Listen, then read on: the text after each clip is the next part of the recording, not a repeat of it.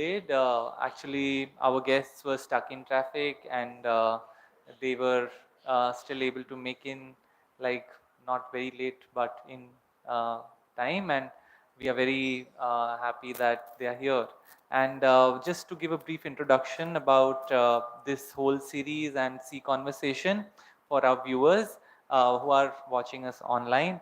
Uh, C City basically is a public initiative of the School of Environment and Architecture, and under which it runs several programs, one of which is C Conversations. It's a kind of fortnightly talk series that the school hosts every semester, and it under these C Conversations, we try to kind of expand the discursive sphere of architecture by inviting people from the various fields of art and humanities along with architecture to kind of productively share and expand our ways of thinking.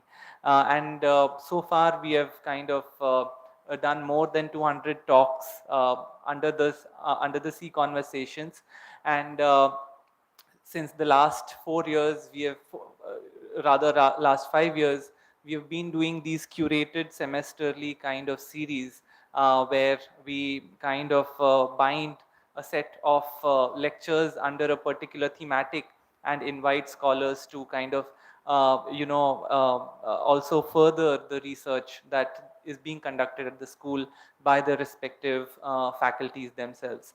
And under this kind of rubric, this semester's C Conversation series is titled the Bookmaker series, and the bookmaker term is actually broadly or largely used to indicate people who engage with books as a discursive medium of thinking and extending ways of thinking about space. And this is the last series, last conversation of the series, where we have invited our two guests, Martina, Spies, and Pritika, Akhil, Kumar, who will shortly kind of talk about the book Cult of Play, which they have released yesterday, in fact. And this talk has seen a varied kind of authors who have spoken about not just architecture but translation, exhibitions, art books, literature, and so on, which have all kind of expanded our ways of thinking architecture. And so I'm very delighted that we have this presentation in line, which was not originally announced but happened to just kind of fit very well within the series. So we decided to include Pritika and Martina's book Cult of Play in this series. And incidentally, some of us from C have also contributed chapters for this book. So it'll be very exciting for us to kind of do an expanded discussion with them. So with that, I would quickly give a formal introduction to both Martina and Pritika, and then invite you to lay out the structure of the book and its contents. Martina Spies is an architect, designer, and activist. And after gaining experience in international offices such as Shigeru Ban in Japan, Costford, which was by Laurie Baker, started by Laurie Baker, Vastu Shilp Consultants, and HCP in India, Martina, with her father, founded the organization Anukruti in 2013. And I must say that Martina, through Anukruti, has also done an early workshop with C in its formative years, where we built play objects in a nearby municipal school of the Suvidya Prasarak Sangh. So it's very nice to welcome Martina back at C with a book. And through her work at Anukruti, she designs and builds playgrounds for children in Mumbai. And so far, several permanent and temporary play spaces have been built within different informal settlements in the megacity and beyond. Um, Martina has been the head of several research projects like Ground Up, a dwellers focused design tool for upgrading living space in Dharavi, within one of the densest and most complex informal settlements in the world. Martina has been a successful curator of two international exhibitions titled Dharavi, Places and Identities, and Let's Play. children as creators of informal play spaces. She founded the studio Ramgluk, I hope I'm pronouncing correctly, which is based in Austria. And she's building more playful and joyful spaces for children within India through her enthusiastic spirit, as always. Our second co-editor and author of this book is Pritika Akhil Kumar, who is a practicing architect, researcher, designer, and an entrepreneur based in Chennai. She primarily explores the themes of democracy and identity in public space through participatory interventions. She's a graduate from University of Sheffield, and she has worked with several notable Indian and international organizations on a variety of topics related to the urban environment. In the year 2020, she founded the Design and Research Collaborative CoLab, through which she works on varied projects spanning, fields of design, varied fields of design, including architecture, urbanism, interior design, graphic design, and product design. And I must add that the book that you will see has been designed by Pritika herself, which you can kind of also get a copy from outside. Um, she has developed several research projects such as the urban spaces of reuse and a new public for and with the communities, collaborative urban interventions in marginalized neighborhoods. And she has also presented her work at several international and national conferences. So with that background, I would invite Pritika to, come and share about the book. Welcome.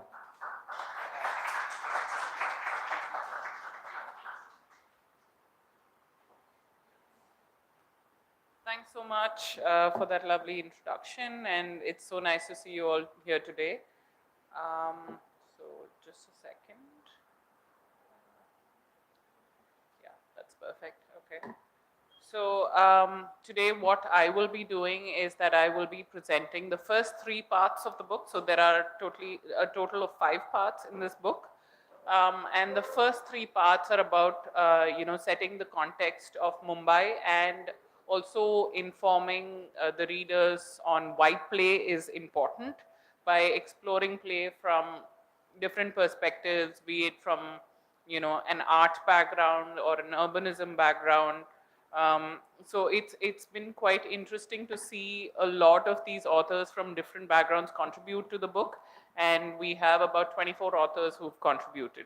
So yeah, so with that background, I will just start and give you a brief overview of why we chose to, work on this publication that discusses play in such depth, and also why play is important. Before I set up the first 3 chapters, first 3 sections of the book that I mentioned before, and then Marty will take over for the last 2 parts of the book, where she will talk about a research project which was conducted by Anukriti in 2017 and 18, which forms like the origin of this book.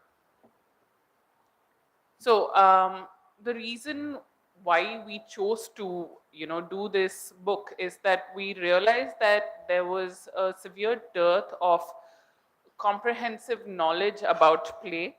While it is being researched, we think that the topic is quite underexplored. So we wanted to produce like a holistic view of play and how significant it is to the development of children and their physical and emotional well-being. So like I said, this book is born out of the research project that Anukriti and Martina had conducted, and that forms like the main part of this book, but it is beautifully set up by all these lovely authors who contributed to our book, including Anuj and Rupali, who are here today with us as well. So one reason why some of the reasons why we chose to feature play so prominently is because we feel like there is a serious lack of open spaces for children, which gives them enough agency over their space, right? So generally, we don't recognize children in policy as important urban as an important urban community. So we wanted to, explore why this lack of open spaces or play spaces is happening and how we can address that situation. And we also see that, subsequent to the fact that people don't recognize children as an important urban community, this is also reflected in our policy, in policy making, where children are not considered adequately, and the importance of play is not recognized through our policy, which remains, centered on things like infrastructure and the so-called buzzword, which is development, though we don't necessarily, define what kind of development and for whom.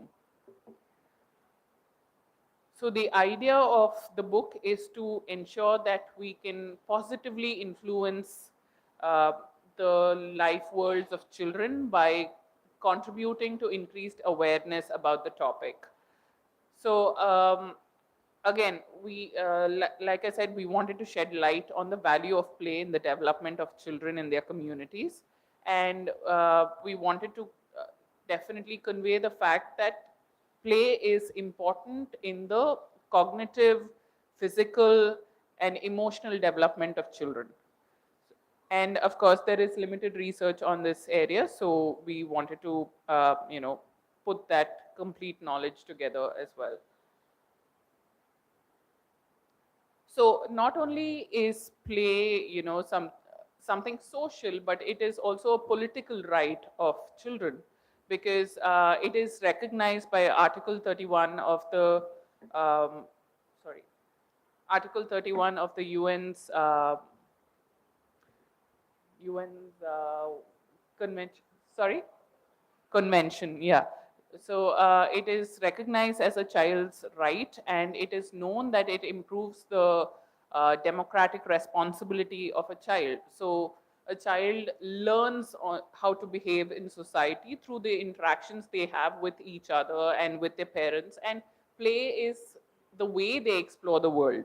So in this scenario, when we do not provide adequate opportunities for them to play, then their development in some form is lacking, right? It's not complete.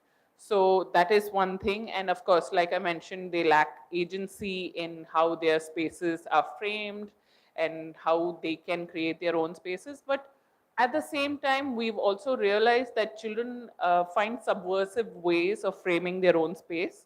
Um, Even in situations where they lack, play equipment, formal play equipment, or a formal playground, they do create their own play spaces and engage with each other, even in trying circumstances like, the pandemic and the lockdowns. Even when there are limited opportunities, they do find a way, because that is the primary way they engage with the world. And like I already mentioned, there is a lack of policies concerning play. So again, as I mentioned, there is the children experience the world through play and how they interact with each other and with their elders as well. And they develop an understanding of communal living, the give and take between people, and what their role is in society through the way they engage with each other in play. So when children play with each other, they understand how to behave cooperatively, fairly, which is kind of the basis of how a society functions, right? So this, we want it to be recognized as an important part of the urban environment, where we give them the space and the, freedom to explore the world and their connections with each other. At the same time, we also experience that participatory development of these play spaces or urban spaces, for which are more inclusive and accessible to everyone, they also help to reinforce a sense of community and, help people, even adults, form better bonds with each other. And that sense of community is very important. Is what we feel, because without that sense of community, there is no give and take, and it's like citizenship changes, it becomes more transactional. So when we have this kind of participatory development and inclusivity in any kind of urban arena, urban sphere, then it is also good for everyone, not just for children.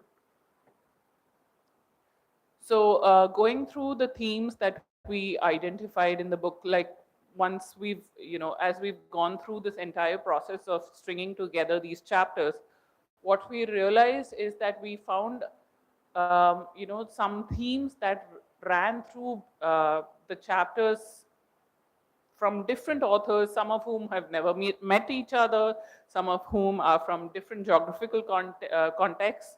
But there are overarching themes and commonalities that we've identified. So it was quite interesting to see that.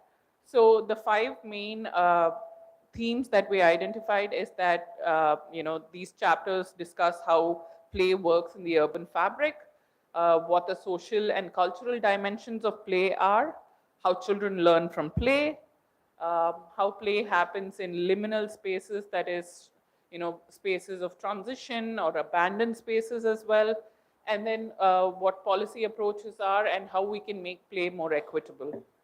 And we tried to map these to different authors, and we found that most authors are, drawing from different parts of these themes that I'm discussing, because what I'm trying to convey here is that it was a truly multidisciplinary kind of school of thought that we've tried to curate through this book. So I'm just going to quickly go through the chapters that we have in the book. So part one of the book is the introduction to the entire project. We kind of try to situate the project in Mumbai and why, developing a design tool is important, and what are the methods of research we've used, and try to set the context of what the policies are in a local context as well as in an international context. Then we have section 2 of the book, which looks at what are the established theories of play and how people see play as a concept, not only in India or in Mumbai, but a holistic view of that. So we have again multiple chapters by Martina and her experience of the research project and the context of Mumbai. So we have a discussion on the importance of play and also the relationship between social and built space and play, and also between gender, space, and play. We also trace the evolution of the book, of play in India, in the Indian context, and how it's changed from historical times to now, ancient times to now. Then we have a chapter by me, which explains how in a world of shrinking public spaces, where more and more free public spaces or common spaces are not available, then how does play for children work, and what are the opportunities we could seek out to create these public spaces that could be inclusive for everyone. Then we have culture of play, children and play during COVID times, which looks at how play transformed during COVID times, and how before mobile play equipment used to be a very common thing, but during COVID, how that transformed and how that outlook towards these mobile play equipments changed from parents and from children as well. Then we have cultures of play in Mumbai, which situates the entire project, and this is probably one of the core sections of the book, because we again explore play in detail in the context of Mumbai. So first we have a chapter by Professor Amita Bide, who looks at how the lives of children actually play out in informal settlements. Then we have an exploration of urban policies, and again we set out the fact that there is a severe dearth of urban policies that address play. And then we have a chapter by Anabil Aluwalia and Tarang Matia, which looks at how children kind of co-create and appropriate urban spaces to create their opportunities for play, and how that has changed from ancient times to current times as well. Then we have Learning Through Play by Akhtar Chauhan, which looks at his own experience of play and how it has changed from his childhood to, through his career and thereafter as well. Then we have Saripat on the Street, play-based learning along transit corridors, which looks at how children engage and create their own opportunities for play in along these transit corridors, and how they interact with each other and learn from these knowledge centers as well. So they've done an in-depth mapping of this. Then we have Belly of the Strange, Learning from Spatial Cultures at Play in Mumbai by Rupali and Prasad. So it, again, this explores the urban context quite deeply, and then it talks, the chapter talks about an art installation that they've co-created, and how that played out at different venues that they participate, I mean different festivals or venues that they've participated in, exhibitions rather. Then we also have this chapter called Making Spaces for Play in the Maximum City by Kumar Biswas, which looks at how this intervention that he'd carried out in Mumbai, called the Red Swing Project, how it so basically he just installed red swings in different marginal spaces around the city, and what the interaction of people and children especially was with those installations. Then we have Designing Urban Environments for Playful Communities by Bombay Greenway and Abraham John Architects. So this is about the spaces, the steps urban space project in Bandra. So this looks at how they went through the process of creating that space, and how they activate that space and conduct activities every now and then to ensure that that sense of community is reinforced. Then we have Play as Practice, Field Notes on Reimagining Play in Urban Spaces. This again is a chapter which explores interventions in the urban arena, and how, based on the learning from the interventions as well, the author Natasha Sharma has been creating more opportunities for play, and how she's engaged with the Govandi Arts Festival as well.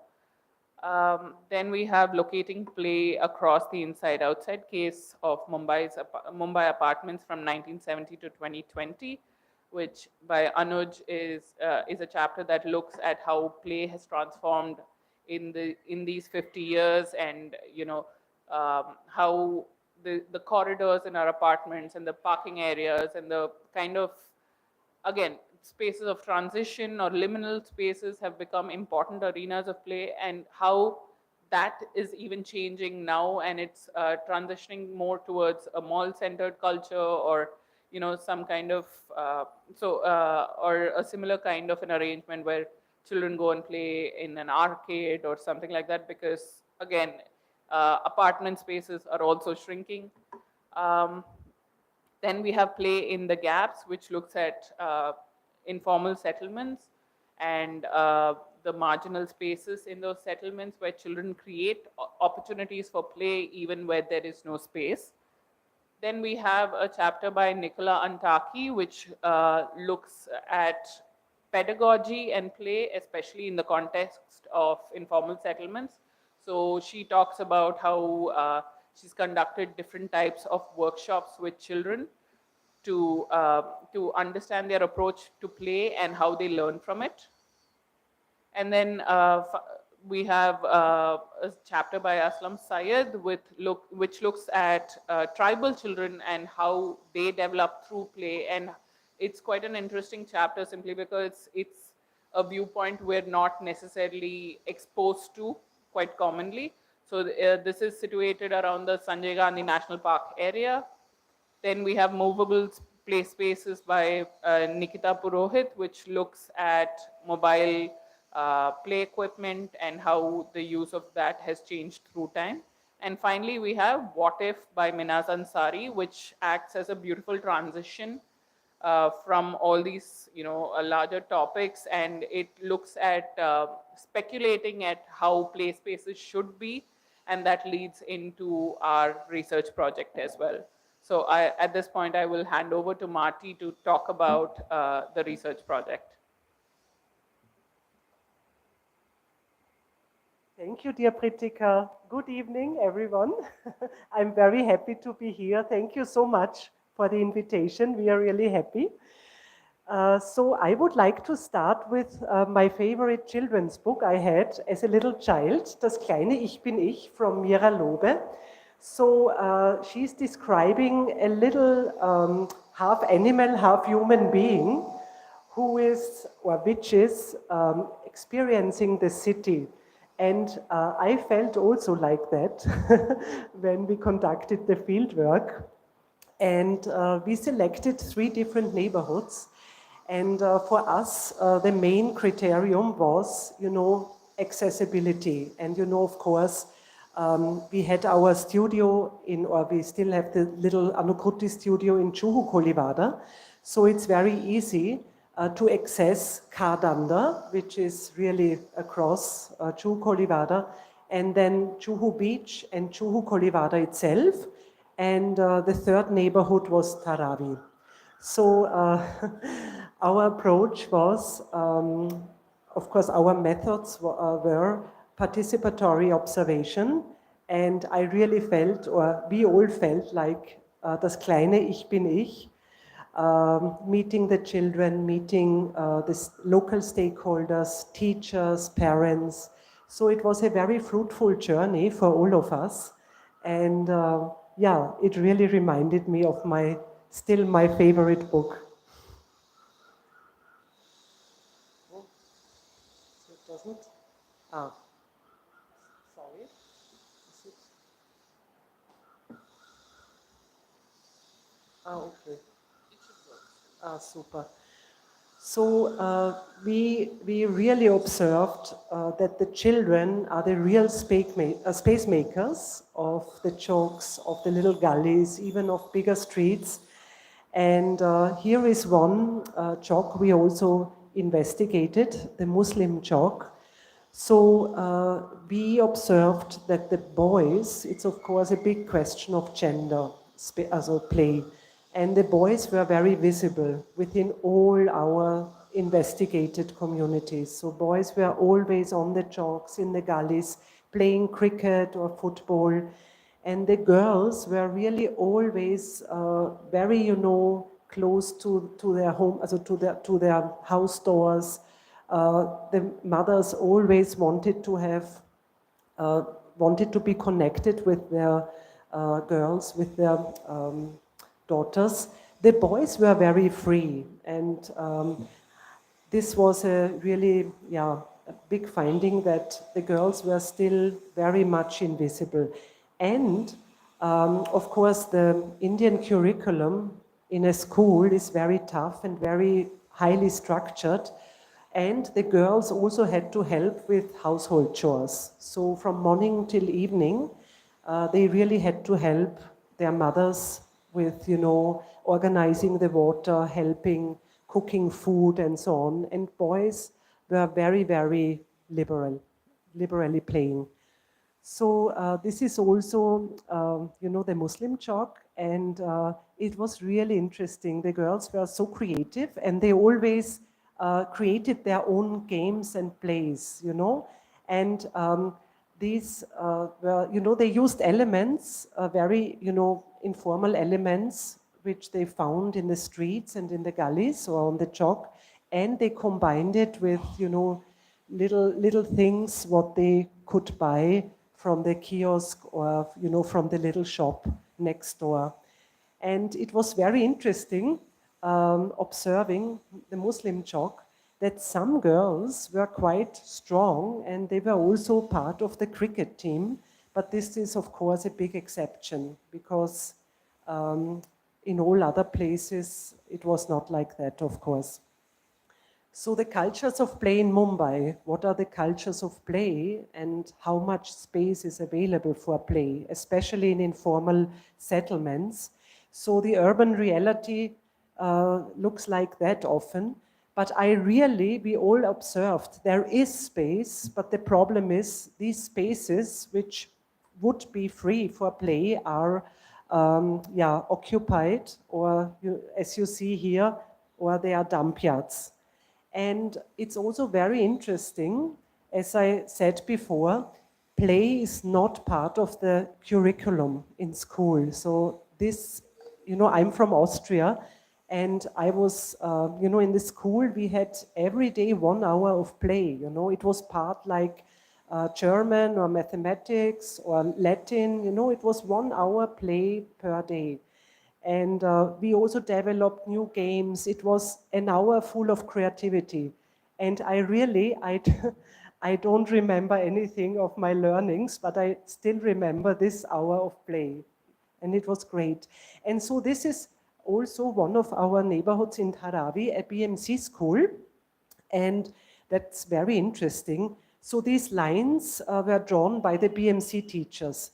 So play is always connected with games. And games, they all have rules. But we want to foster free play. And we were also talking extensively with the BMC school teachers, and they didn't understand, the concept of free play, that you just play with your friends, and, this creative play, developing new ideas, developing new rules for yourself, and, also foster the bonding with your schoolmates. And one very, in situ, very fast workshop was, we just, we colored one little courtyard, and the children, they were painting these dots, and they were creating their own game and play. And so it was very interesting. And the BMC teachers, they were furious. They threw us out, but the children were happy. So another neighborhood was Kardanda, which was definitely the weakest one. We experienced, some little settlements, they got pulled down overnight. We couldn't find the children again because they had to move out. They had to be resettled with their parents and family. And but we experienced or observed also that they were extremely creative. Whatever they found within the gullies and the street, they used for play. And even with little stones, they also created their own games, and it was really stunning to see. And you see here also, leftover furniture, scrap material. It became a micro playground for the kids. And very interesting, Juhu Beach, we also investigated Juhu Beach, which is really a paradox. And, it's the huge, it's a huge difference to Kardanda. So where the Gujarati businessmen go jogging, and walking, do their walking. Next to them, the boys from also Kardanda would play cricket or football. And it's a very democratic space, Juhu Beach, and I live around the corner. And it's a wonderful space, I think it's the most democratic play space and public space what I know within the city of Mumbai. And this was very interesting. That's Muslim Chowk again. And so they restored the big mosque, and also these sticks, bamboo sticks, what of course was used for painting the mosque, was also used as play equipment and play element. And it's also really wonderful to see when I came there. It was, I think, morning time. Suddenly also the girls started to play, in the middle of the chalk, which is really interesting. And I found this chalk especially interesting because it was the perfect space, as also Pritika, you said before. You talked about the framing play spaces and you talked about the framework of play. So this was the perfect framework because there was a little balvadi, then the elderlies watched the girls and the boys, but also vice versa. The children took also care of the elderly or of the adults. So that was wonderful to see, and also the size, the proportions of the chalk was really very, very, nice to see that it worked because the mothers, they were working in their houses and opened their windows and they could, observe their kids playing. So the proportions of the chalk was also a great play and public space. And on the field, we had a lot of fun because we also involved students. So we were searching, this is in Juhu, Kolivada. So we were searching for scrap materials, and the children were so creative. So we were the assistants of the kids. So we built a swing which of course disappeared within 2 days. We saw it then after 3 days as a window in one of the huts or houses in Juhu Kolivada. And on the right side you see very simple boards out of wood, what we also found in the streets. And the children said, let's color it and let's use it as little school boards. But ma'am, we don't want to have black boards, we want to have colorful ones. So they were the designers, we were the assistants. And also you see here, you don't need any, nothing, no rupee is necessary. So they had the idea to paint the bottles and make, little urban gardening vases. So it was really wonderful to observe that. And interesting is we also conducted workshops in formal spaces. So that's a big park very close to Kardanda, and all the kids live in the informal settlement in Kardanda, and we conducted once in a week an origami workshop, or of course also a drawing workshop. And the children are the best designers, so we can learn so much from the children's needs. And when they start painting or creating origami or little models, you just, yeah, I was very astonished, I have to say. And of course we also presented their works. That was always very much fun for the kids. And the good thing is the parents were also proud. So the parents came, we invited them. We also invited, the community leaders, or, and they were proud of the children living there as well. And the children were a very, very important part of the play design tool. So we created models with them, and as I said, a lot of drawings. And our last chapter is about the play design tool, which is a very abstract model. So it's like a play carpet, and it's inspired by kirigami, the Japanese art of folding paper and cutting paper, and also ikat. I'm sure you know ikat. You have to dye the threads separately, and then it interweaves, with the structure of the kirigami, of the play carpet. So the ikat, the threads, stands for the community members, for the children, parents, also, teachers, wherever live on the chalk or in the neighborhood. And the kirigami is, the settled carpet, which can be really cut out, can be transformed as a, trampoline. Or the children loved the monsoon season. So I think water is a huge, it's a very important element for them.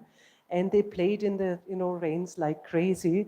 So it's a very abstract model, and we were already thinking of perhaps taking the next step to go deeper into this play design carpet.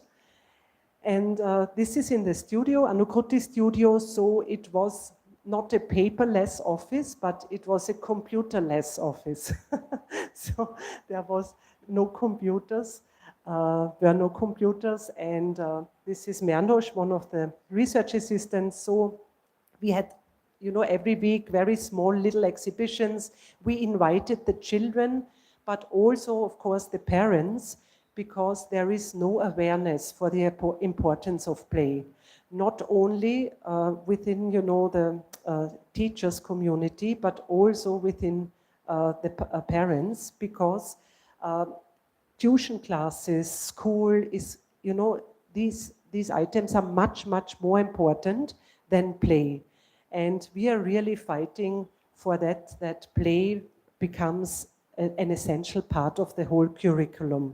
So this was rethinking play, and the kids were also, you know, they were cutting out things, and I'm still in contact with some girls, especially girls. They are now a little bit more grown up, and we still conduct little origami workshops, and it's a wonderful journey, which is not over, and I hope it will not be over, because also the kids will become parents, and they should also bring awareness towards, you know, their family of the importance of play. And my personal synthesis, and also the synthesis of the book, is children always play and want to play, even in situations characterized by lack of basic infrastructures and high density. Gender and religion play a significant role concerning play activities. Before, bottom-up views of children must be connected with ideas of urban designers.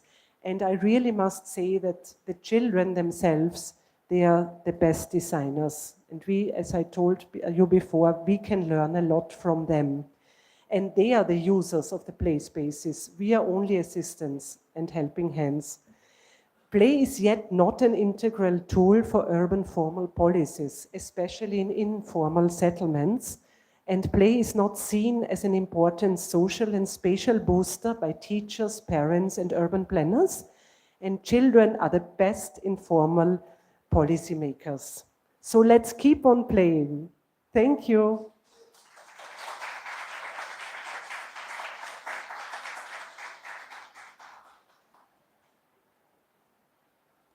Thank you, Martina and Pritika. Maybe I can invite you to join and we can have a small conversation and then.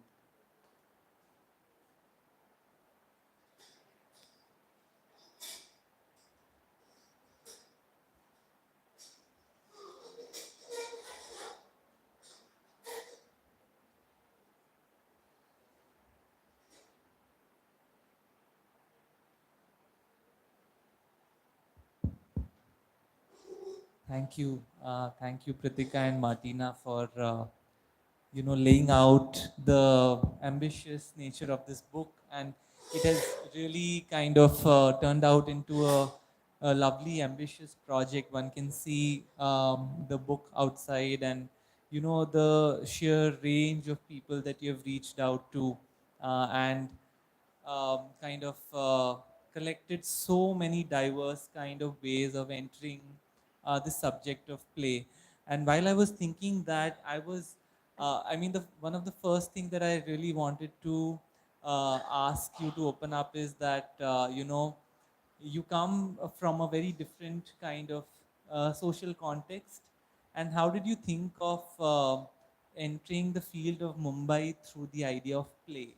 And like, if you could kind of bring out the spatiality of the city as it is different from the one that you've grown up in through the dimension of play, it will be really kind of insightful for us to understand. And Pritika, if you can, I'm not very aware how much you've engaged with Mumbai, but if you can also kind of contribute. Thank you, Anuj. Thanks again for being here. So that's an interesting question, because I can only speak from, myself. Play was is an essential part of my childhood And play is still a very essential part for me because in Europe, the playgrounds are not only for children, but also for adults. And that's a project now for us as well, that we connect in Vienna. There are, some pilot projects going on, transforming playgrounds for children, also for, elderlies and adults. So it's always a win-win situation if everyone is, on the playground, and I think that's a wonderful idea. So I was quite shocked when I came to India, because even in the middle class or higher middle class society, play is not that manifested in as a part of every day. And I experienced, especially in the informal settlements, play is extremely creative, but there is no understanding for play towards within the adult community. But also, as I said, in the middle and upper middle class, games are very popular. So, all different kind, tennis, cricket, football. But the free play is not that, it's not in the, you know, it's not in the, perhaps not in the Indian culture. Perhaps it's also connected with the, colonial, past. We also have a very interesting chapter on that, the history of play in Bombay, also in India. And what I find really interesting, that I think one solution would be to organize workshops for the teachers and for the parents, to bring awareness for play. And in Europe or in Austria, of course, we go skiing, we live with the mountains, with the landscape, And even Vienna, we have, I don't know if you know Vienna, but the topography, is the playground. Yeah? And it's a very, social democratic system, very strong social democratic system. So the politics are, of course, play a major role in, also for play, for the playgrounds as well. So we have many playgrounds. So, and I live in the 5th district in Vienna, quite a dense district, but we still have really beautiful parks and a lot of play spaces as well. So it was always natural, also in the countryside, that the first thing before breakfast, we would go out and play, So, and also, as I said in the presentation, it was part of the curriculum. And I think it should be, because children are children, no matter they are born in India or in Austria or in wherever. So I think the right to play should really be manifested everywhere in the world. Was that? Yeah, so I'm from Chennai, so it's not that different to the Mumbai context to me. Of course, Mumbai, everything is dialed up a little bit more. The same problems that we have in Chennai also translate to Mumbai, but it's just maybe 100% more, right? So my experience, I would say, would be from my own perspective and my upbringing. I was privileged enough to study in a school with a huge playground, right? But as time has gone by, even my own school, which used to have three playgrounds, three play spaces, has now built more classrooms to accommodate more students, and two of those playgrounds are not there anymore now. So I see that commonly in Mumbai as well. Like, I remember driving past and seeing like this building, and they said, oh, it's a school, and mostly schools in Mumbai are like this, where it's like one building and it's a compound. It's like a small compound. It seems like a matchbox way for a child to spend their childhood. Again, relating it to the chapter you've written as well, when I was a kid, I was able to play with my friends in the apartment building. But as time has progressed, now we've gotten to a place where we don't even know our neighbors anymore.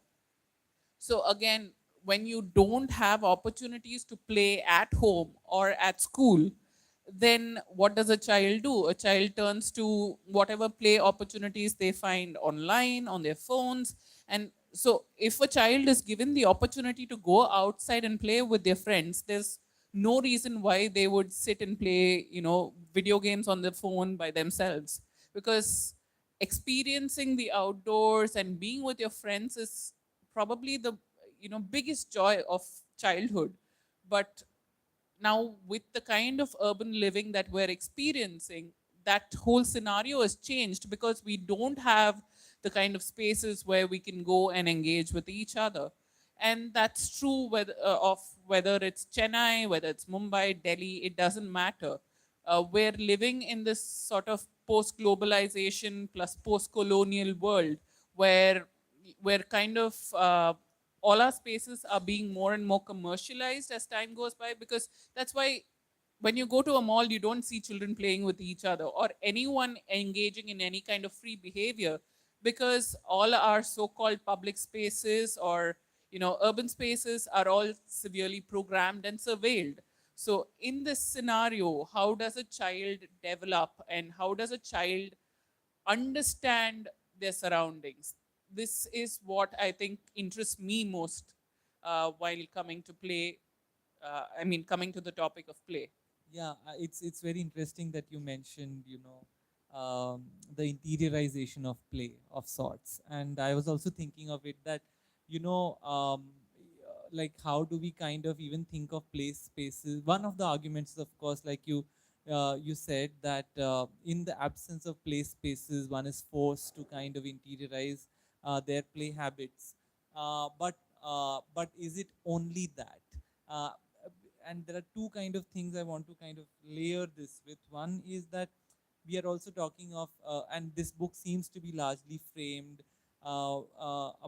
within the context of an urban scenario, which is highly dense, and children or young people growing up in dense spaces, and therefore a certain kind of environment is a given, and thinking of play within that, in spite of the fact that Bombay has a full-fledged beach, a forest, but still the everyday kind of routines do not allow them to access these. So within that, and also so there's always a constant pressure on even the space that is available. The spaces of the schools and colleges, the open spaces, are always multi-use. Like it's rented out for different kinds of events, to monetize and also to make it available for other social functions for the community. And so how, like I just want to kind of understand from you that how do all these complexities map onto the aspect of play itself? Because on one hand, the user group here, the children, is in some sense to be protected. So therefore the space has to be protected, but this protected space in quite paradoxically is supposed to hold play, which is the liberating act. So one is imagining an act of liberation in a highly kind of securitized, protected kind of space that is offered to them. So how does one think of these two kind of contradictory things together? And if you can, through your research material and your engagement, reflect some light on this aspect. So one of the key urban policies that we have is that there needs to be a park or a play space that's accessible to every citizen within 500 meters of their residence. Now, even this for a child, especially in today's environment where parents are extra protective, because I think my parents or our generation of parents were like, okay, you want to go out and play, you go and do it, right? It was a lot more chilled out or less surveilled, let's say that, because we didn't have phones and so on. But you know when we have to ensure that a parent has to go with a child to a play space, there is a certain level of agency that is taken away from that child. But at the same time, when we have spaces within a community where a child can engage with each other, it's still possible to passively surveil them. There is a concept called as eyes on the street by Jane Jacobs, which says that, you can have transparency in your facades, where you can, make sure that you can see, essentially have eyes on the street as a method of securitizing that street.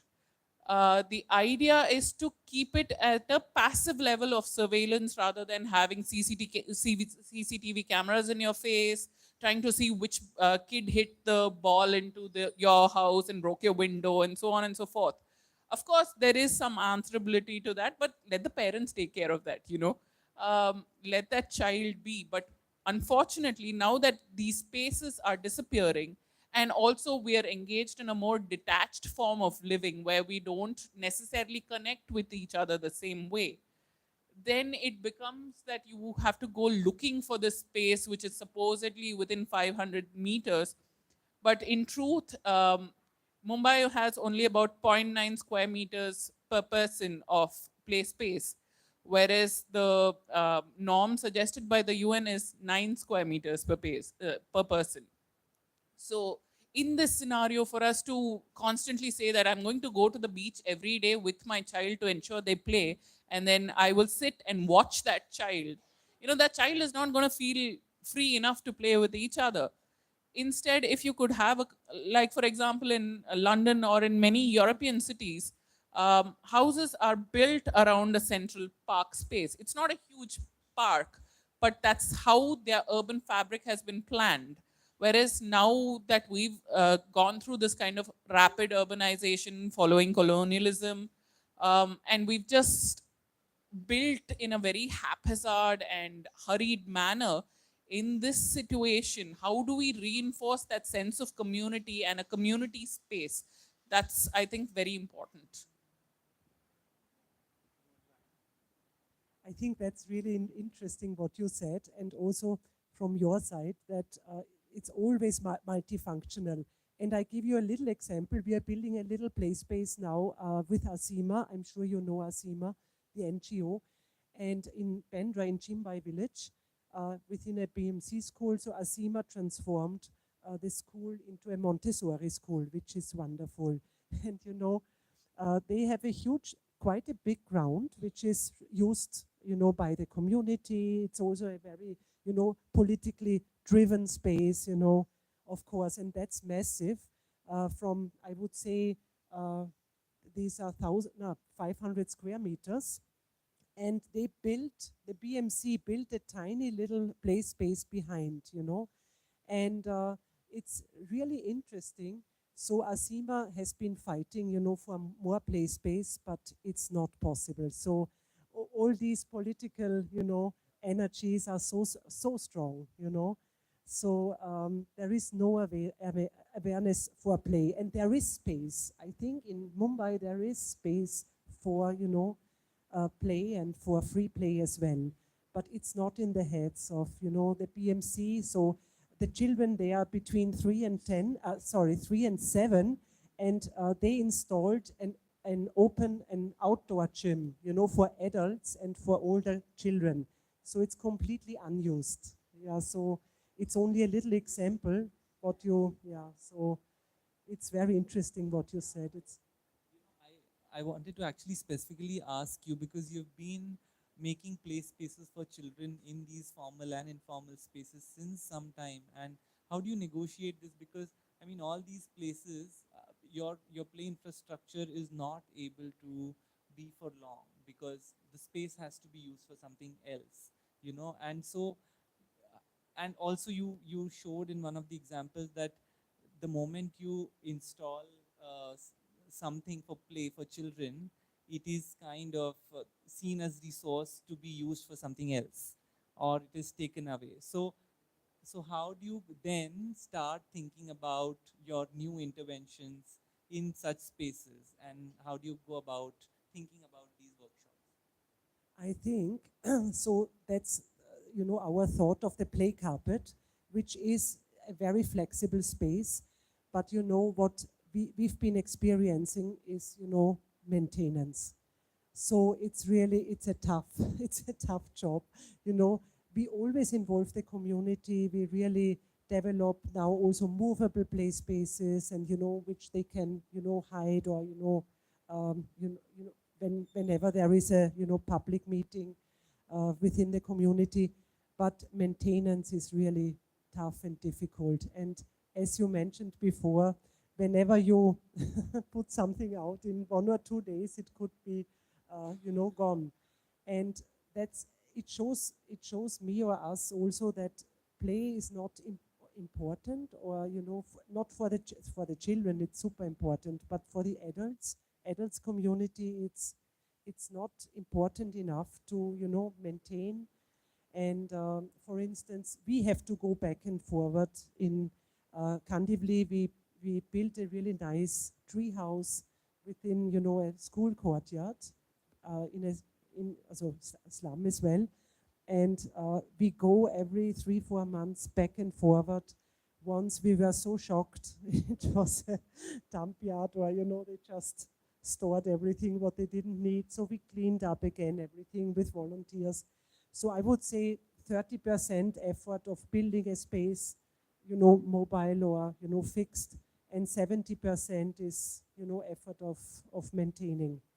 Yeah, but that's our next step, to create these mobile playgrounds, because that's definitely the key of success as well. Yeah, yeah. Thank you for sharing your experience, because it seems to us that like we are in double bind. On one hand, we need, like, community is a precondition for safe play, but it's the same community which also is not kind of maintaining. Yeah, also with, when you talk about a community, we also need to recognize that a community, while it includes certain people, also excludes certain people. So, in that sense, can you create a play space that is truly for everyone, for them to engage with each other? As is everyone getting equity in that process is important. Is everyone being able to participate in the same way and use the space in the same way? All this, I think, is a very important process. I mean, it's an important part of the process of creating not the playground even, but the precursor to that, while we engage with the community and build that sense of trust, and we try to understand what their needs are and which group needs what. And because again, each of us subscribe to different labels, right? Some of my labels work with you, might not work with you, so, and vice versa. So in this scenario, how do people engage with each other? How do, what are their requirements of the space, and what are their motivations for keeping the space alive, is something we need to understand. And then I think we I mean, that's always been the attempt, but of course there is always a mix of success and failure in that as well. But I think, as I remember, one of my professors when I was at university told me that the job of an architect or urban designer or urbanist is to be inherently optimistic, because otherwise what we're doing is completely lost, right? Because we are all kind of chasing the sense of utopia, but utopia doesn't exist. That's the reality. But I think if we give up on that, chase of, uh, give up on the thing of chasing utopia, then we're all doomed, you know. So yeah. Yeah, yeah. One last question, and I'll open it to everyone to share their, uh, you know, growing up with play. I mean, you brought out in your presentation how play is, intrinsic to the social and mental well-being of, and also the psychological development of children. Um, and I was just wondering how, in your research and in your study and engagement, if you were able to map out aspirations of children in playing, and this is connected to this question of agency also, that uh, in kind of engaging with young adults or children playing in different spaces in the city, and those who had access to certain kinds of play environments, what were the different kinds of aspirations they were able to project through through having these accesses? If you have any kind of insight, ambitions or aspirations. So they had great aspirations. So we are talking about free play now, not games, because games they are always connected with rules, and free play there are no rules. No, it's not connected with time or with anything. So children had yeah. So of course they really wanted to create their own play space. They some children said, no, let's go home, come home with us. We build our room where they live. We make it as a play space. And in one house, it was so funny. The father was a carpenter, and he really built a swing, within the house. And all the children came, and it was in Chukolivada, and they during monsoons, they had so much fun, while there were heavy rains. So this was also connected with the aspirations, also with the adults, and I also saw the mother swinging. I've never seen an adult, in an informal settlement playing. Never, never. And this, I think, and she looked so happy, and I asked her, have you ever played? Or she was from Andhra Pradesh, and she said, no, we never could play, and this is my first swing in life. And it's also very interesting.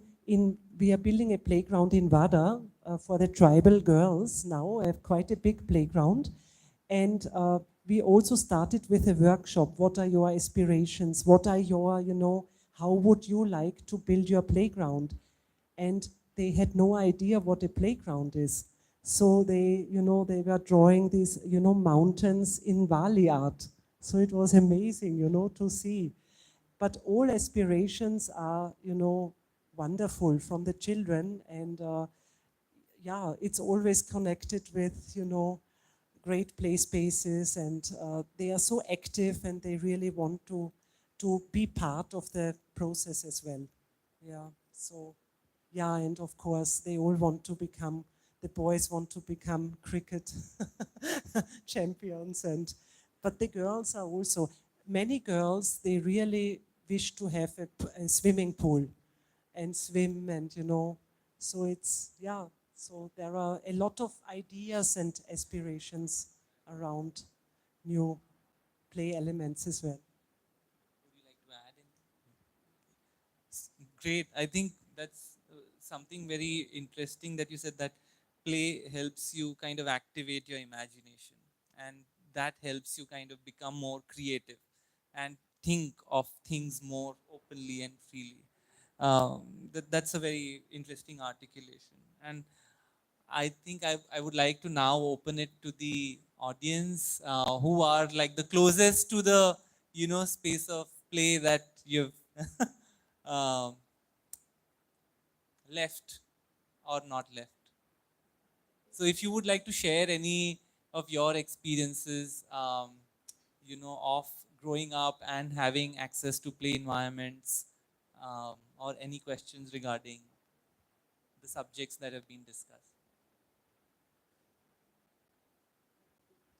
Looks like we made a perfect presentation.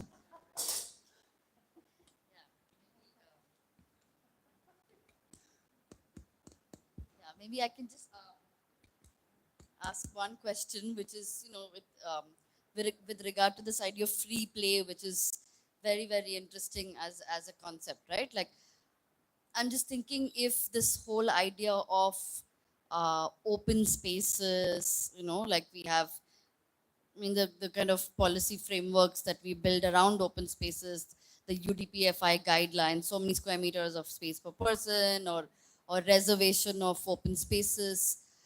Is that paradoxical to the whole idea of free play? You know, like what does it mean to think of, because free play is about then, you know, adapting to all kinds of situations. I mean, I remember as a kid, we rented bicycles and, you know, ran around the you know, I mean, it's kind of bicycled around streets and played in between spaces. Aldo Van Eyck has this beautiful idea of the in between spaces where he makes playgrounds in between, you know, situations. So I'm just wondering, we had a student in the first year, the batch that you actually came and did the playground with, who did a thesis on in between spaces. And he actually sort of also argued that, you know, this whole idea of blanket open spaces, perhaps is, you know, I mean, that's one of the ways of thinking of open spaces. But what happens to, you know, the immediate surroundings? What happens to the ways people adapt to spaces? You'll find people sitting in, you know, in auto rickshaws and, you know, playing music, or kids playing around. And kids have actually showed us the way of being so much more creative about our spaces than our, you know, planning frameworks have and other things, right? So I'm just wondering, how do you speak to this paradox when you're also advocating for spaces? Yeah. And just the second question about this idea of the adults, you know, learning from play. And I think that's something that we were also hinting on in our paper, that we often think of play for children, but what sort of play teaches us is also to live a kind of, you know, also socialize ourselves differently, right? What does it mean to think of, you know, Michael Taussig, this anthropologist, sort of said that it's after the age of 12 that we stop drawing, you know, we stop involving ourselves in creative acts. So what does it mean to think of adults as active, you know, as you know, really sort of invoking the child in adults? Yeah. And how does one actually kind of work that into the framework of thinking of spaces? So two questions. One is the paradox of play and free play, and the frameworks of the policy frameworks of planning of open spaces.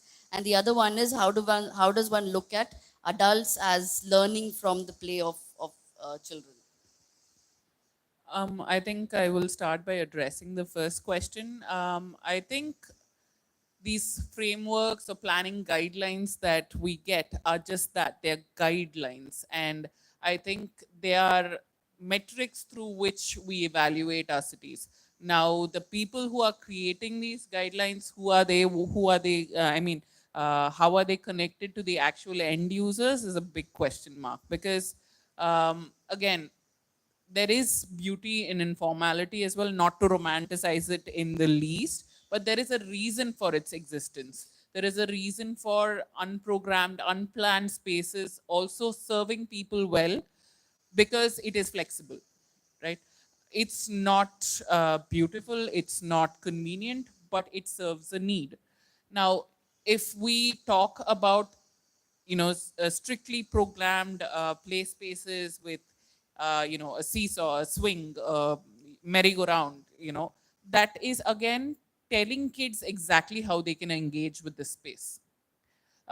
You won't we also spoke about with a panelist yesterday at our book launch. She was talking about how children would in a particular through a particular project of hers, how they wouldn't engage with a formal space, play space, but would play more in liminal spaces, because again, a large formal playground is not to a human scale. Also, sometimes we tend to forget the importance of creating lively pockets of space where people can engage with each other and still have an intimate connection, rather than you know, creating these grand stadiums. And of course they have a purpose, but they cannot be considered as open space or you know, public space or play space for children. But unfortunately, when you look at these guidelines, all those spaces are counted, whereas, you know, your liminal spaces are not considered as important spaces.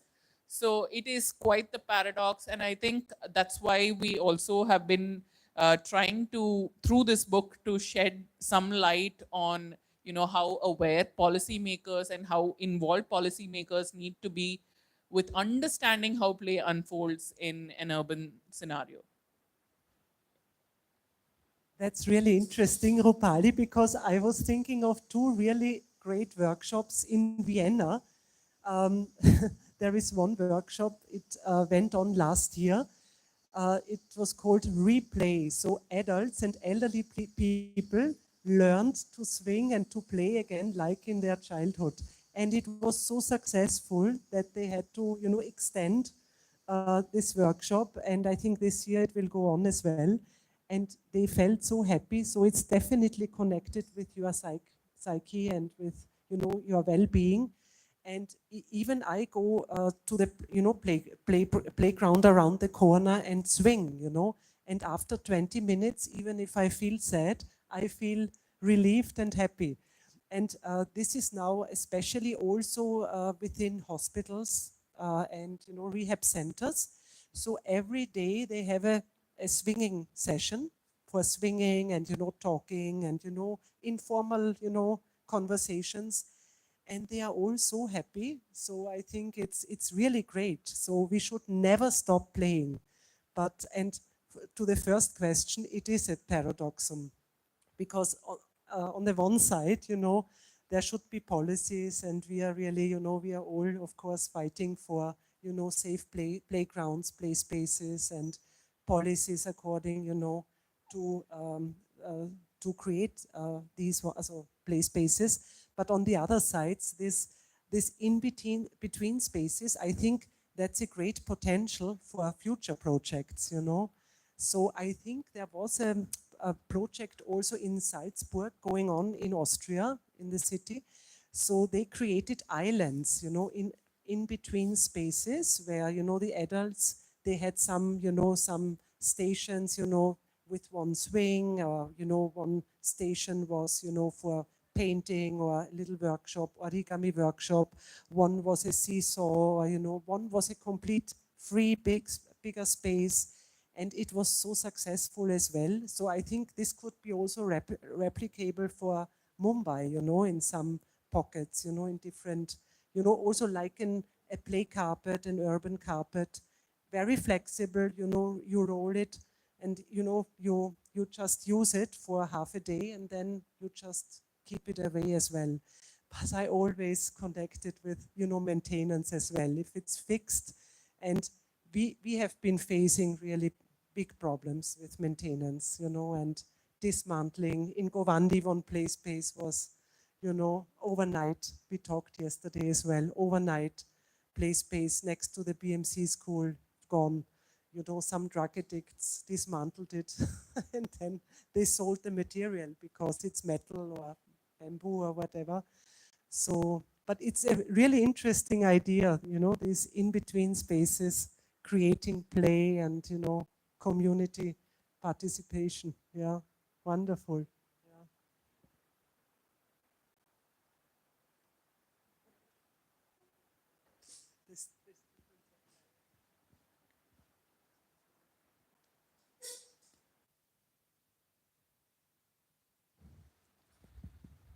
Am I audible?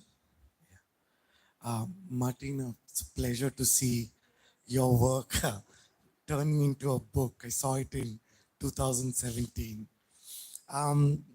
It's wonderful. I'm looking forward to read it. As you all presented in Pritika,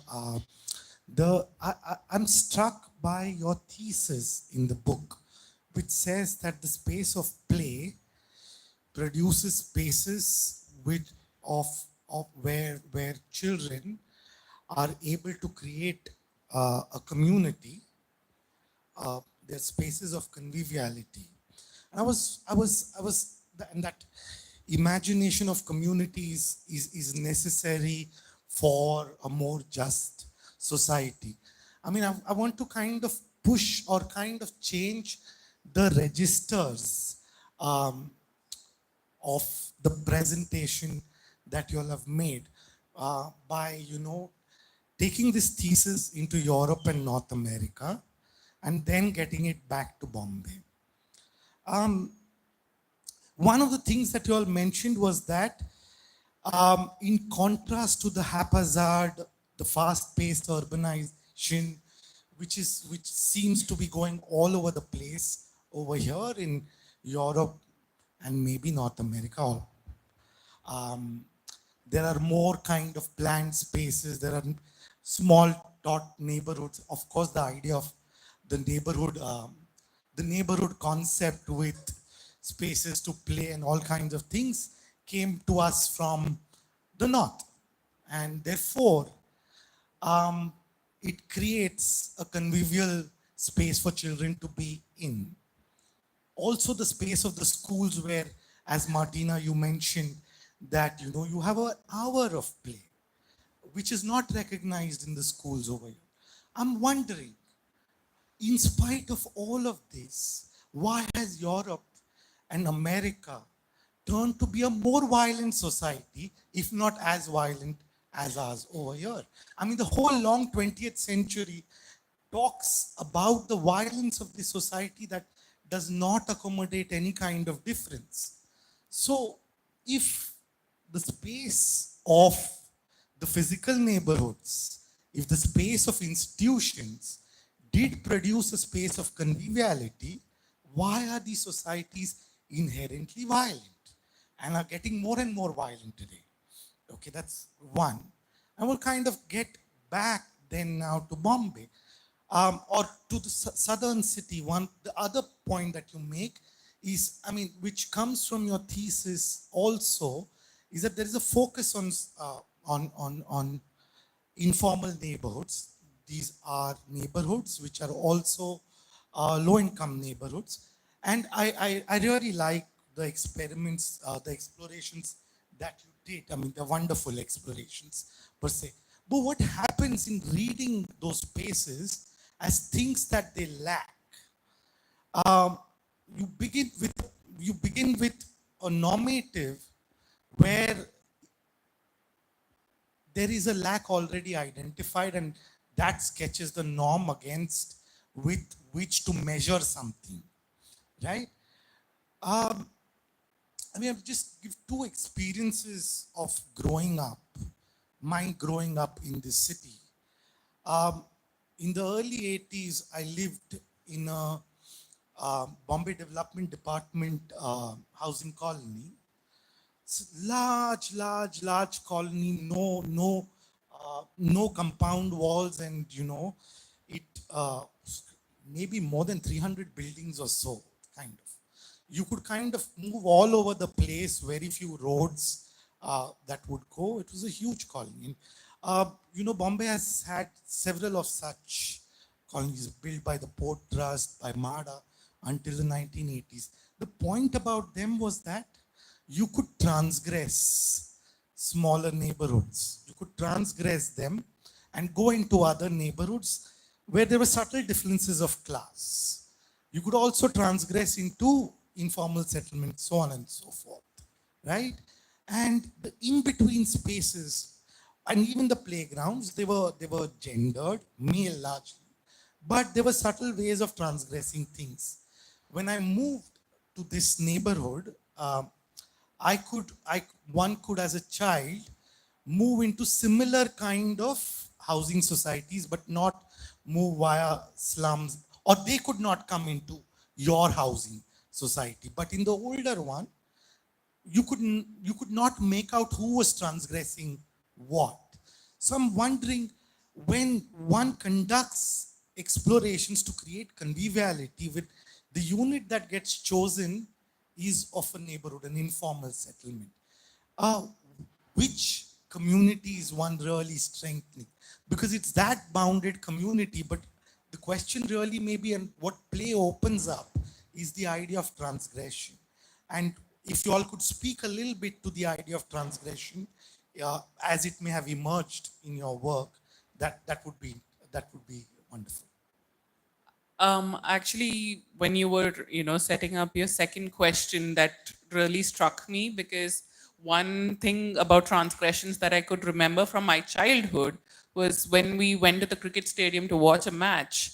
You just bought a ticket, but you could sit in a stand and move to another stand throughout the day. There was no like you have to sit in the stand the whole day and that's how you are allowed to watch a match, especially a test match. You could move around. But now with the IPL, for example, you're paying exorbitant rates to go and sit in one space and you're not allowed to move. There are these huge barriers where you cannot engage with players and so on and so forth. And I think that's kind of a metaphor for the kind of urban scenario we are in right now. Because Bombay, like many other Indian cities, is hyper focused on land as property rather than having people connect with each other. When we look at our ads for housing, for example, it's always billed as an exclusive property. And people think that this word exclusive means that it's something to be treasured. Whereas when you say exclusive, that means you're being denied the opportunity of dealing with someone from another community or from another space, and having the potential to engage with them in some kind of meaningful exchange. So I think from when we talk about this kind of land-driven market, which is something that has been drilled into us by the British experience, when we talk about that, then it becomes a transactional relationship and one that bars transgressions in the urban environment itself. So in this kind of scenario, how do people like cross those boundaries? Is that's the complexity I think we deal with in our projects. Like I was doing a project in Chennai where I was, walking through this neighborhood and conducting informal conversations to understand how people were treating the streets as their public space and what they wanted out of it. And very interestingly, like this bunch of children who lived in the, shacks by the side of the road, I found them playing. And they came to me and they said, I had a camera on me, so they were very excited and they said, Akka, can you take a picture of us? I said, okay, because uh, I hadn't at that point thought that I had to engage with the children as well. This was quite when I was doing my master's thesis. And then as we were speaking, we had those children tell us that they played on the street only because they weren't allowed to play within other compounds in the area. There was a church in the space. There was a temple there with quite reasonably big compounds, but they're not allowed to go in because they're seen as street children, right? That they're not allowed to transgress and go into these spaces. And so in this scenario, they're not left with much of an option but to play on the street where cars are going by, animals are going by, people are going by. It's chaotic. It's a hyper, concentrated kind of environment, but they are not given another choice. So in this scenario, how do we create opportunities for play? Like I said, having these community focused pockets of play is very important. And when we look at how we are developing the city, of course, this could be a whole other talk, but having these kind of decentralized spaces where it's not the huge maidans, where it's not the huge parks that become the center of children's lives or are intended as the center of children's lives. Those are created, and where safe spaces are provided for children to engage with each other. When I mean safe, not necessarily that, what parents say as they shouldn't interact with these people or these children or so on and so forth, but as a free space, but at the same time as a safe space where parents can take care of them without, uh, interfering in their interactions. I think that's quite important. Um, how do we solve this situation? I think we're still exploring that. Yeah. First of all, I'm very happy to meet you again after so long. So what I experienced, all the three neighborhoods we investigated, I found out that space is extremely controlled by the people, by the adults. And we really observed that people are anxious, that we take space away. We wanted to build a mini playground, in Kardanda, and they thought, oh, do you want to pull down my house, you know? And as I told you in the during the presentation, it was the weakest neighborhood studied. And the most open community were the Kolis in Chu Kolivada. So perhaps it's also connected with religion. They are mainly Christians, or they are Christians, as you know, and they were extremely open. You know, we could also build a little temporary play space during our field work, and they were really happy for the children, and also the parents were happy. But in Dharavi and in Kardanda, it was, we had no chance. And people were really, you know, they did not understand what we wanted to create or produce, you know, for them and for the children. But yeah, space is not only limited, but highly controlled. Also, I think it's kind of connected to this idea of the other that we really kind of champion in our conversations these days, in our political conversations especially, whereas it's a caste-based other, a color-based other, or, you know, that's also connected to the first part of your question, which was about violence. Irrespective, I mean, our circumstances might change, but at the end of the day, all, whether it's the US or the UK or India, I think we're constantly trying to combat that sense of the other. And it's true with play as well, because parents would probably, would, you know, kind of tell their children, or, you know, you shouldn't be playing with street children, or you shouldn't, you know, go to these spaces because something might, it might come from a space of genuine fear, of course, but that casting of the other is what creates this fear as well, and that also leads to more conflict, which in turn leads to more violence. So whether it is political or social reasons, there is that very strong sense of a dichotomy when we look at society, where we see ourselves as being cast in opposition to another, rather than being multiple different communities that can coexist. I was getting down to the nuts and bolts of things, not the larger political and social context. You all established a relationship between urban form and conviviality, and institutions and conviviality. And despite the fact that urban form and institutions try to create more convivial societies in Europe, why does it turn to be a more violent society? Because nothing exists in silos, right? Because as well intentioned as policy can be, and sometimes it's great to see situations where, you know, policy enables public participation as well. But you know, when we have these different groups of people who refuse to engage with each other in their spaces, and even when you know, formal infrastructure or formal spaces or you know, government driven spaces are created, there is always that separation that still exists. And that kind of, you know, we say that for example, now when we see shootings in America, you know, someone comes and says, oh, children are playing too many video games and they get influenced by all the violence there, that's why children are growing up to become school shooters and things. But the fact of the matter is, there is a very strong sense of, you know, disconnecting from each other as people and kind of developing that empathy for each other, which is why play is also important from a very young age, where they can interact with each other rather than with a system. So because the other will respond to you rather than you know, an online machine essentially. I don't know whether I've adequately answered your question though. Yeah, I agree, of course. And yeah, that's a really interesting question, because I always thinking, I also think, do I have the right answer? Perhaps not. But I think in Europe it's so natural.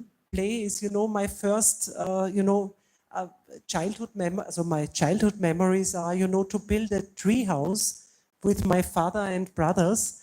And, we played, and I think these are so manifested memories for me. I don't have any, as I said before, any memories from my school time learning maths or any language. But I think it's also, it's part of curriculum in Europe, and play is part of culture, And I think in India it's not like that. I think so. Free play. But perhaps I'm wrong. I mean, I think play is a part of Indian culture, but I think we're actively denying that part of our culture now, maybe.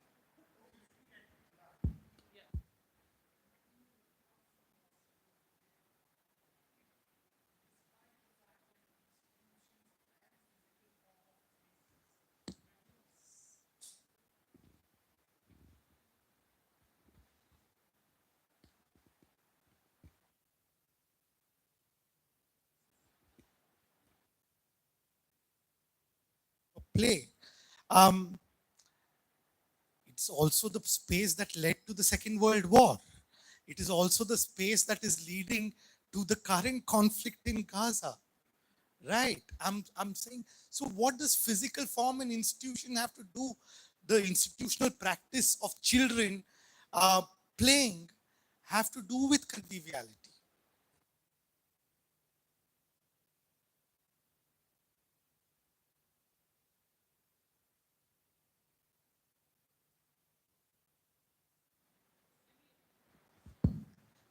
I think it's an interesting way of, approaching that as well, because again, during whether you're talking about the Nazis and their children, there were also cases where these children would play with Jewish children within, the concentration camps as well.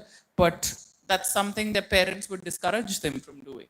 Um, so in this scenario where there's only so much a formal institution can do to kind of, but we can't regulate especially how people think and approach each other. So I think there needs to be some kind of well, like I said, even with a community, there is always the other, right? Like people being excluded. And that's, I think, also the human condition through time. Whether we talk about, our own mythology or we talk about world events, this kind of scenario does exist. So, in that case, how do we create conviviality? I think we need adults who don't condition their children to behave in exactly the same way they did, but whether that can happen from an urban policy or an institutional way, I'm not so sure.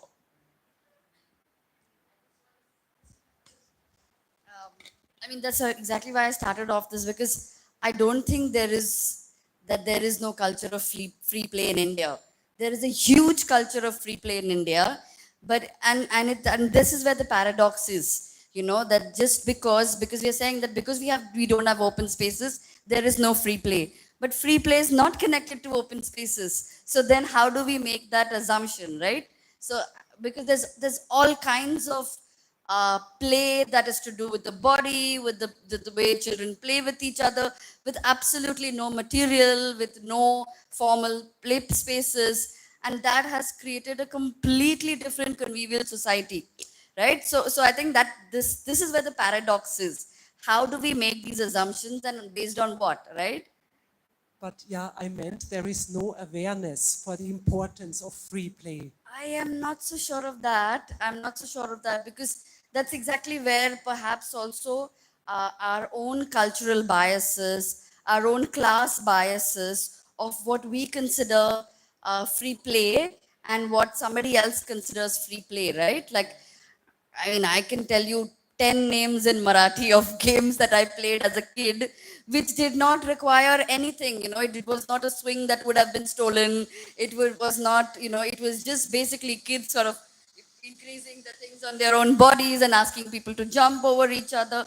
That was free play, right? So I'm just wondering, I mean, that's something that we need to ask ourselves also as designers, as people who are actually introducing things to a certain culture, maybe we are completely wrong by putting that swing there, because the swing would probably be better used in a house where resources are less than, so maybe that did work well. Maybe that is being used for another kind of free play somewhere, right? So I think that it's important to really kind of also re-question our own biases, our cultural biases. Yeah. That's such an interesting discussion, isn't it? So it's really a wonderful, starting point for a longer discussion.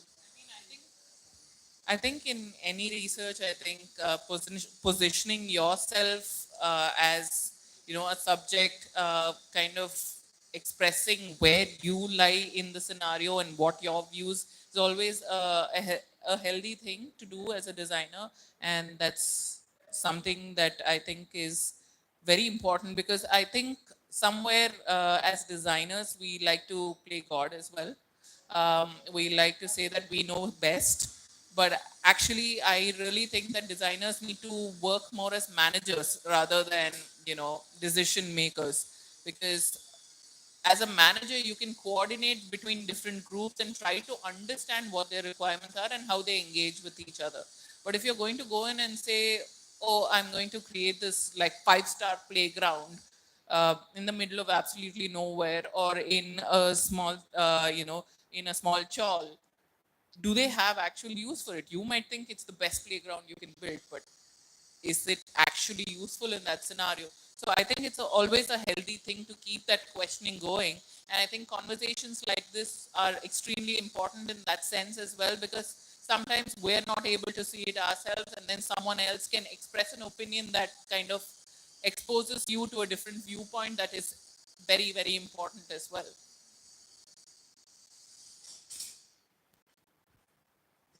I think it's amazing that this provocation has opened up this dialogue and kind of completely made us reconsider so many of our positions, and also it makes me think that what are also the forms of aggression that play advances, because it's not like play is always in absolute way. There are so many other things while growing up that are simultaneously influencing one's development, of course, and it may find release in play through even aggressive forms, which can take many different kind of dimensions, as one further grows up. But of course, like so many interesting things to further kind of think about space, body, and play, which your book really wonderfully triggers and has triggered today. I think it's time now, and I'll call it this discussion. We have kind of come to a closure of our series of the Bookmaker series in the conversations for this semester, and thank you. It has been such a kind of charged, session. So thank you for putting this book together, and we look forward to being in conversation with you. And thank you everyone for being a part of this discussion. Thank you.